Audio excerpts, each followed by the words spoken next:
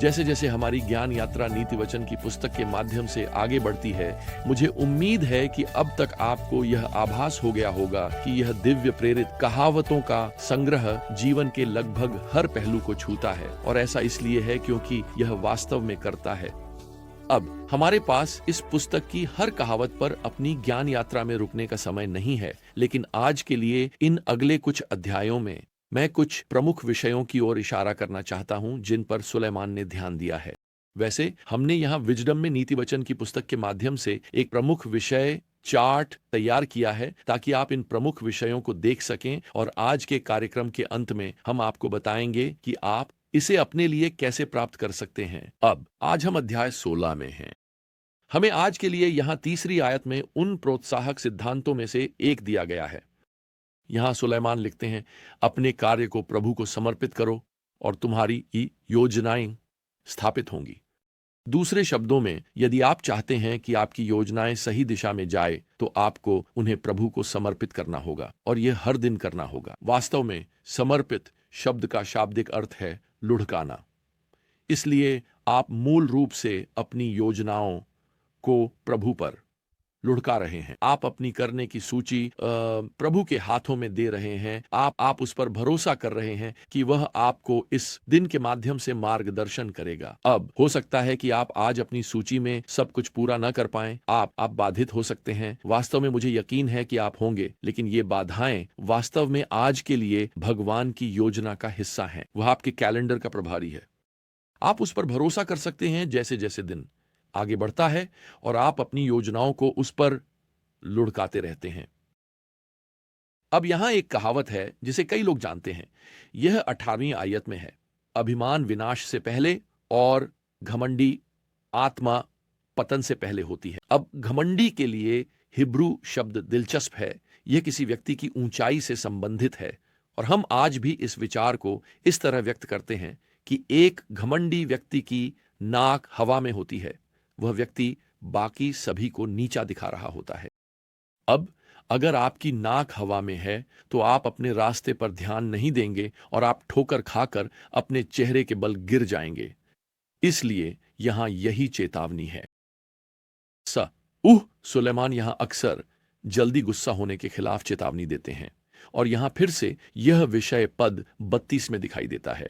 जो व्यक्ति गुस्सा करने में धीमा है वह शक्तिशाली से बेहतर है, और जो अपनी आत्मा पर शासन करता है वह उस व्यक्ति से बेहतर है जो एक शहर पर कब्जा करता है।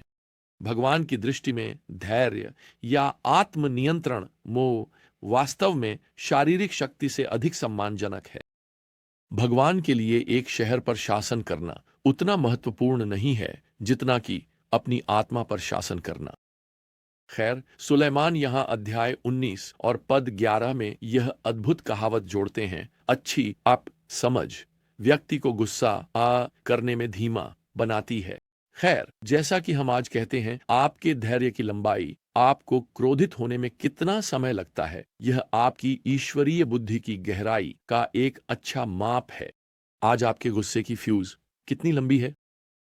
खैर, अब यहां अध्याय 21 में हमें एक अद्भुत अनुस्मारक दिया गया है, विशेष रूप से इन दिनों के राजनीतिक और सामाजिक विभाजन के समय में। सुलेमान यहां पद 1 में लिखते हैं, राजा का हृदय प्रभु के हाथ में जल की धारा ने वह इसे जहां चाहे मोड़ देता है। दूसरे शब्दों में, राजा सोच सकते हैं कि वे सभी पर शासन कर रहे हैं, लेकिन वास्तव में भगवान शासकों पर शासन कर रहे हैं। वास्तव में वे कार्यालय में इसलिए आते हैं क्योंकि भगवान उन्हें वहां चाहते थे। यहां तक कि दुष्ट नेता भी इतिहास की भगवान की योजना का हिस्सा हो सकते हैं। प्रेरित पौलुस ने लिखा कि कोई भी सरकारी प्राधिकरण भगवान के बिना अस्तित्व में नहीं है, और जो अस्तित्व में हैं उन्हें भगवान द्वारा स्थापित या सचमुच कार्यालय में रखा गया है। रोमियो का अध्याय 13 पद 1। अब यह आपको रात में अच्छी नींद लेने में मदद कर सकता है। और वास्तव में आपको अपने विवेक के अनुसार वोट देना चाहिए। आपको धर्मी नेताओं के लिए प्रार्थना करनी चाहिए। वैसे मुझे यह बहुत पसंद है जब कोई विश्वासी भगवान द्वारा किसी राजनीतिक या न्यायिक कार्यालय में सेवा करने के लिए नियुक्त किया जाता है। लेकिन सुनिए, भले ही आपका उम्मीदवार हार जाए, जो व्यक्ति उस कार्यालय में आता है वह भगवान की योजना या चुनाव के अनुसार होता है। पौलुस लिखते हैं, कोई भी व्यक्ति भगवान की नियुक्ति के बिना कार्यालय में नहीं आता। अंततः हर शासक, हर नेता, हर राष्ट्र को भगवान के सामने जवाब देना होगा। वह राजाओं से का राजा है। लेकिन मैं चाहता हूं कि आप ध्यान दें, जैसा कि सोलोमन यहां दर्ज करते हैं कि एक दुष्ट राजा का दिल भी भगवान के हाथ में है और भगवान उसे वैसे ही चला रहे हैं जैसे वह नदियों और महासागरों की धाराओं को नियंत्रित करते हैं। आज यह अराजक लग सकता है, लेकिन जैसा कि मैं कहना पसंद करता हूं, भगवान अंततः अराजकता पर नियंत्रण रखते हैं। वह अपने अंतिम वादों को पूरा करने के लिए दुष्ट शासकों को भी चलाते हैं। अब इसके साथ सोलोमन एक विषय पर लौटते हैं जो अक्सर नीति वचन की पुस्तक में आता है। यह विषय है मेहनत से काम करना। यहां अध्याय 20 और पद 13 कहता है, नींद से प्रेम मत करो, नहीं तो गरीबी में आ जाओगे। अपनी आंखें खोलो और तुम्हारे पास बहुत रोटी होगी। मुझे याद है, जब मैं 12 या 13 साल का लड़का था, शनिवार की सुबह उठकर 2 या 3 लॉन काटने जाना पड़ता था। मेरे पास एक छोटा सा लॉन काटने का व्यवसाय था, जिसने मुझे इतना पैसा कमाया कि मैं गर्मियों के अंत में अपने मिशनरी माता पिता की मदद कर सकूं, आने वाले स्कूल वर्ष के लिए कपड़े और जूते खरीदने में। लेकिन मुझे बताने दो, शनिवार की सुबह बिस्तर से उठकर गर्म धूप में लॉन मोवर चलाना दुनिया में आखिरी चीज थी जो मैं करना चाहता था। और सच्चाई यह है कि आज तक मेरे लिए कुछ काम करना आसान नहीं हुआ है जो मुझे करना चाहिए। खैर, आज आपको जो भी करना है वह क्या है प्रिय?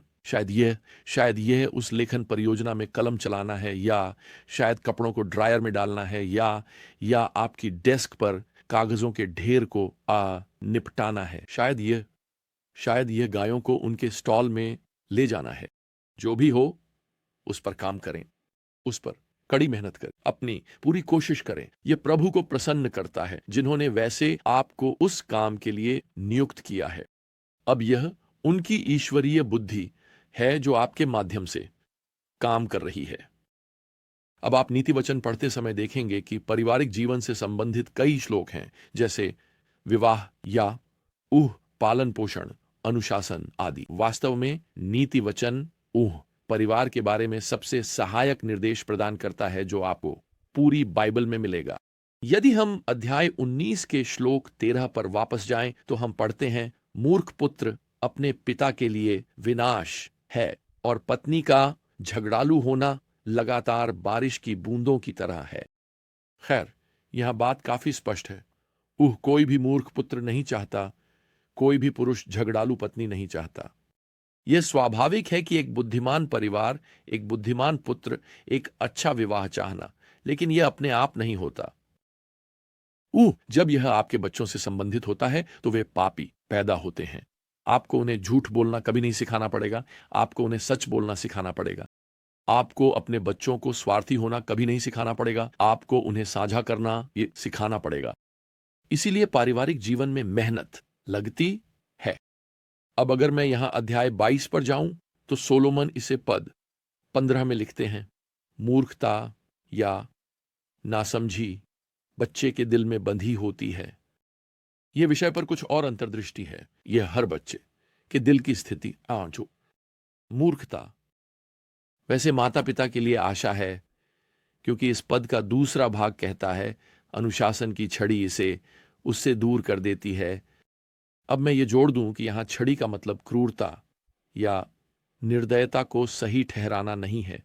यह वास्तव में मापी गई सुसंगत शारीरिक सजा को संदर्भित करता है, जो सही और गलत को सुदृढ़ करने का एक हिस्सा है।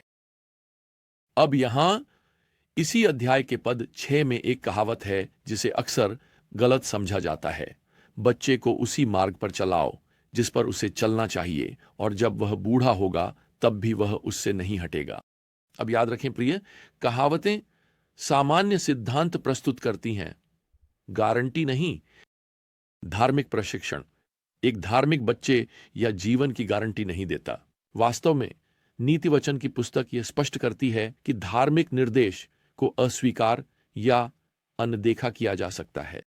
और वैसे यहाँ हिब्रू वाक्यांश या बच्चे के लिए शब्द नर का उपयोग किया गया है। यह नीति वचन में एक युवा व्यक्ति के लिए उपयोग किया जाता है जो वास्तव में विवाह की उम्र तक पहुंच चुका है। यह इसे एक थोड़ा अलग अर्थ देता है ना। एक माता पिता के रूप में आप अपने बड़े हो चुके बच्चों को प्रोत्साहित करते हैं कि वे उस बुद्धिमानी के मार्ग पर चलें जिसे आपने उन्हें बड़ा करते समय दिखाया है। और एक सामान्य नियम के रूप में अब जब वे बड़े हो गए हैं तो वे इसे नहीं भूलेंगे। बस ध्यान में रखें प्रियजनों, आप अपने बच्चों को सभ्य बना सकते हैं, यानी आप उन्हें सार्वजनिक रूप से व्यवहार करना सिखा सकते हैं। आप उन्हें चाकू और कांटे का उपयोग करना सिखा सकते हैं और उंगलियों का नहीं। आप उन्हें अधिकार का सम्मान करना सिखा सकते हैं और लाखों अन्य चीजें। आप उन्हें सभ्य बना सकते हैं, लेकिन आप उन्हें आध्यात्मिक नहीं बना सकते। केवल भगवान की आत्मा ही उनके आंखों को सुसमाचार की सच्चाई के लिए खोल सकती है। आप रास्ता दिखा सकते हैं, लेकिन भगवान को उनके दिल को खोलना होता है। यही कारण है कि आज ईश्वर भक्त माता पिता के भी अधर्मी बच्चे हो सकते हैं, जैसे कि अधर्मी माता पिता के ईश्वर भक्त बच्चे हो सकते हैं।